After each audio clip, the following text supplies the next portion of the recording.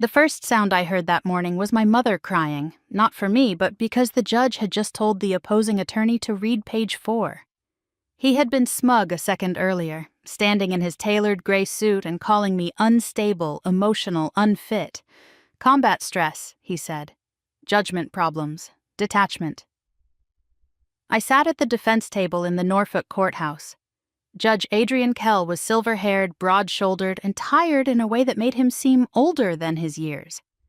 He stared at the attorney and said, very quietly, "Counselor, page 4. The man flipped through the file, and I watched the color drain from his face. Across the room, my father straightened, and my mother grabbed his arm.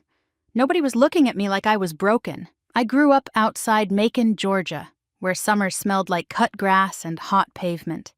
My father owned a small repair shop. My mother worked at the church office and spent most of her energy pretending we were happier than we were. My younger brother, Ben, was the golden child. I was the girl who preferred tools to gossip. The only person who really saw me was my grandfather, Silas. He had served in Korea and taught me how engines worked and how truth sounded when it was honest. "Machines don't lie," he told me once. "People do that all the time." When I was 17, I watched the towers fall on a school television, and something inside me hardened into purpose. I enlisted in the Navy after graduation. My mother called it a tragedy. My father said I would quit. Ben laughed. Only Silas nodded and said, "Good. Service costs something." He was the only one at the bus station the morning I left. He pressed his old dog tags into my palm and told me to carry them until I believed in myself. I held them through boot camp at Great Lakes, through the shouting, the cold, the exhaustion, the men who thought I didn't belong. At 21, I deployed aboard the USS Farragut in the Persian Gulf. I made friends with a corpsman named Louis and Chief Mercer, who pretended not to care while making sure everyone survived. During a convoy outside Basra, an explosion hit the second vehicle. Smoke swallowed the road. Someone screamed for a medic, and training took over before fear could.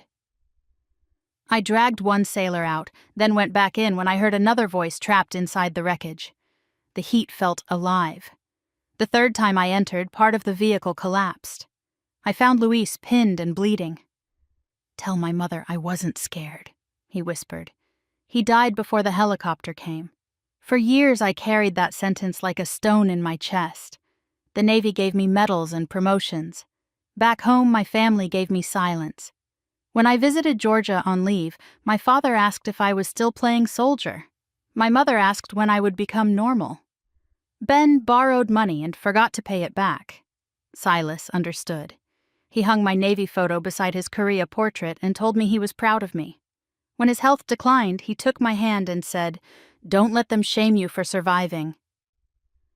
After he died, my family changed.